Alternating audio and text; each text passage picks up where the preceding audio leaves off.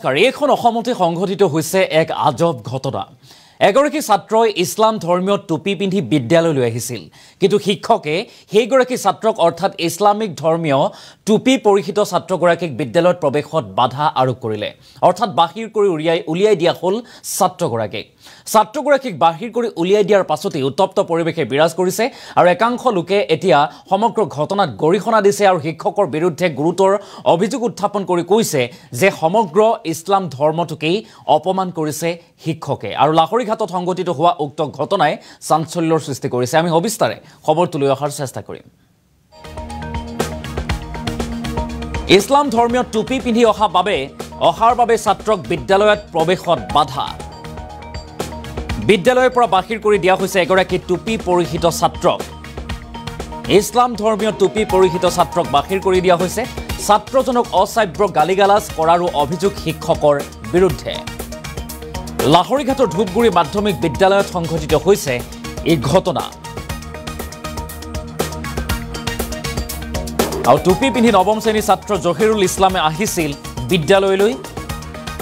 টুপি পিন্ধা ছাত্ৰ জহিৰুলক বাধা আৰোপ কৰে শিক্ষক বালিৰাম বৰদলৈয়ে। আৰু শিক্ষক বালিৰাম বৰদলৈৰ বিৰুদ্ধে এতিয়া অভিযোগ ছাত্ৰ জহিৰুল ইছলামৰ যে তেখেতক প্ৰাণে মৰাৰ ভাবুকিও দিয়া হৈছে। শিক্ষক বালিৰামে ছয়তানৰ ধৰ্মীয় টুপি পিন্ধা বুলি মন্তব্য কৰাৰ অভিযোগ উত্থাপন কৰিছে। ঘটনা সন্দৰ্ভত ছাত্ৰ মুক্তি সংগ্ৰাম সমিতিয়ে প্ৰতিক্ৰিয়া প্ৰকাশ কৰিছে। আৰু ছাত্ৰ মুক্তি সংগ্ৰাম সমিতিৰ প্ৰতিক্ৰিয়া যে শিক্ষকজনে সমগ্ৰ ইছলাম ধৰ্মাৱলম্বী লোকক অপমান কৰিছে। গুৰুতৰ অভিযোগ উত্থাপন কৰিছে শিক্ষক বালিৰাম বৰদলৈৰ বিৰুদ্ধে। আৰু শিক্ষকগৰাকীৰ বিৰুদ্ধে ব্যৱস্থা গ্ৰহণৰ দাবী উত্থাপন কৰিছে এতিয়া কৃষক মুক্তি সংগ্ৰাম সমিতিয়ে। আমি দৃশ্যাংশ দেখুৱাইছোঁ। এগৰাকী হৈছে ছাত্ৰ জহিৰুল ইছলাম, নৱম শ্ৰেণীৰ ছাত্ৰ। আৰু তেখেতে এই ধূপগুৰি ছেকেণ্ডেৰী স্কুলত ধূপগুৰি মাধ্যমিক বিদ্যালয়লৈ আহিছিল। নৱম শ্ৰেণীৰ ছাত্ৰগৰাকীয়ে মূৰত টুপি পিন্ধি আহিছিল। আৰু টুপি পিন্ধি অহাৰ বাবেই বিদ্যালয়ৰ শিক্ষকে বাধা আৰোপ কৰাৰ অভিযোগ উত্থাপন হৈছে। আৰু বাধা আৰোপ কৰাৰ সমান্তৰালভাৱে শিক্ষকগৰাকীয়ে অশ্লীল গালিগালাজ কৰাৰো গুৰুতৰ অভিযোগ উত্থাপন কৰিছে। আৰু সমান্তৰালকৈ এই ছাত্ৰগৰাকীক বাহিৰ কৰি উলিয়াই দিছে, বিদ্যালয়ত প্ৰৱেশত বাধা আৰোপ কৰিছে, গেট বন্ধ কৰি দিয়া হৈছে বুলি গুৰুতৰ অভিযোগ উত্থাপন কৰিছে। আৰু সমগ্ৰ ঘটনা কেন্দ্ৰ কৰি চাঞ্চল্যৰ সৃষ্টি হৈছে। টুপি পিন্ধা ছাত্ৰ জহিৰুলক বাধা শিক্ষক জহিৰুল ইছলাম নামৰ এই ছাত্ৰগৰাকীয়ে শিক্ষকে বাধা আৰোপ কৰিছে। শিক্ষক বালিৰাম বৰদলৈৰ বিৰুদ্ধে গুৰুতৰ অভিযোগ উত্থাপন কৰিছে এই ছাত্ৰগৰাকীয়ে। আৰু লগতে সৰব হৈছে এতিয়া কৃষক মুক্তি সংগ্ৰাম সমিতি। কৃষক মুক্তি সংগ্ৰাম সমিতিয়ে গুৰুতৰ অভিযোগ উত্থাপন কৰি কৈছে যে শিক্ষকগৰাকীয়ে সমগ্ৰ ইছলাম ধৰ্মাৱলম্বী লোকসকলকেই অপমান কৰিছে। আমি ছাত্ৰগৰাকীৰ মন্তব্য আৰু সমান্তৰালভাৱে সংগঠনৰ কিছু মন্তব্য আছে, আমি মন্তব্য আগবঢ়োৱাৰ চেষ্টা কৰিম। ছয়তানা শিকাই দিছে। পাছত কৈছে আজি আৰু দিন পিন্ধিলে চাকৰি মই কটাৰি পিছ কৰি পেলাম। পাছত লাঠি লৈছিলে মাৰিবলৈ। পাছত ধৰণী ছাৰ মাতিছে আমাক, হিন্দী ছাৰ মোক মাতি লৈছে। পাছত মই হিন্দী ছাৰৰ লগত গৈছোঁ।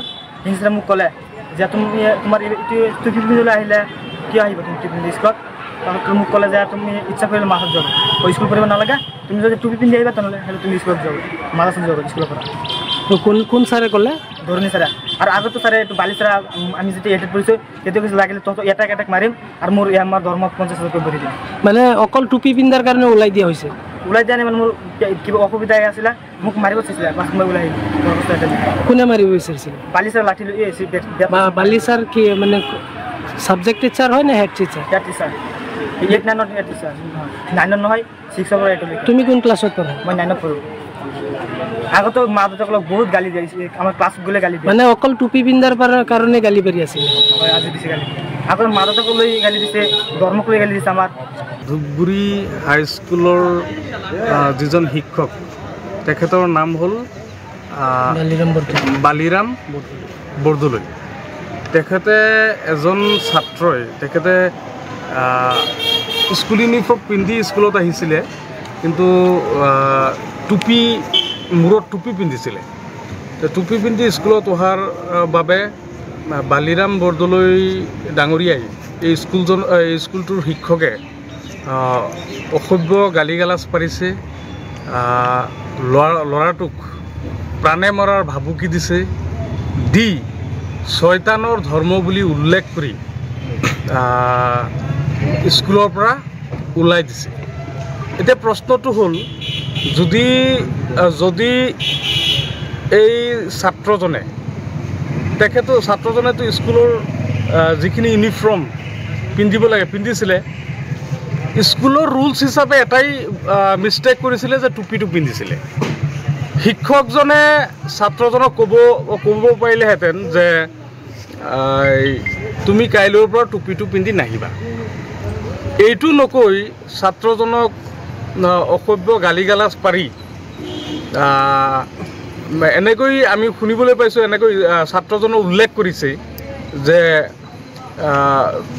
মাৰি পেলাম কাটি পেলাম 1 মাহৰ দৰমহা যাব হেন তেন এনেধৰণৰ মন্তব্য কৰিছে এই কথাখিনি কি বুজায় যে আল্টিমেটলি ছাত্ৰজনক প্ৰাণে মাৰাৰ ভাবুকি দিছে গতিকে প্ৰথম কথাটো হ'ল কোনো ব্যক্তিয়ে কোনো ধৰ্মকো এনেকৈ অপমান কৰিব নোৱাৰে শয়তানৰ ধৰ্ম বুলি উল্লেখ কৰিব নোৱাৰে গতিকে 1 নম্বৰ কথা শিক্ষকজনে সমগ্ৰ ইছলাম ধৰ্মকে অপমান কৰিছে এই মন্তব্যটো কৰি দ্বিতীয়টো কথা এজন ছাত্ৰক প্ৰাণে মৰাৰ ভাবুকি দিছে দ্বিতীয়টো ভুল তেখেতৰ তৃতীয়টো ভুল যে এই ধূপগুৰি হাইস্কুলৰ অভিভাৱক কিন্তু বালিৰাম বৰদলৈ ছাৰ নহয় তেখেতে এই ছাত্ৰজনক কোনোবা ছাত্ৰ স্কুলত ভুল কৰিলে তেখেতে শাসন কৰিব পাৰে কিন্তু ছাত্ৰ কেনেকৈ স্কুলৰ পৰা ওলাই দিয়াৰ অধিকাৰ তেখেতে ক'ত পালে গতিকে আমি ছাত্ৰমুক্তি সংগ্ৰাম সমিতিয়ে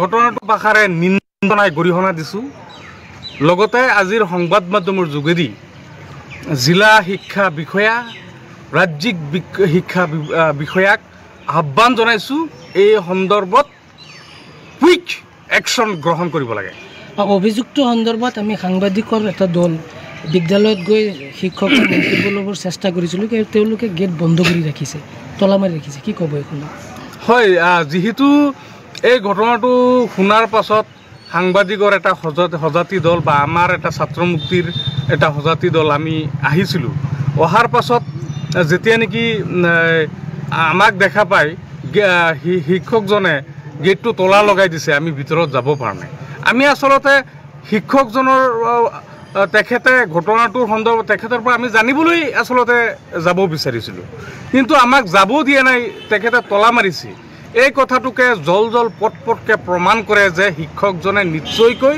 ভুল কৰিছে আৰু ছাত্ৰজনে অভিযোগ কৰা অভিযোগখিনি সম্পূৰ্ণৰূপে সঁচা কথা পাছত ছাৰে পিছত তোক কোনাই পিন্ধি আহিব দিছে গোটেই শয়তানৰ ধৰ্ম গোটেই শয়তানে শিকাই দিছে পাছত কৈছে আজি আৰু দিন পিন্ধিলে তোক চাকৰা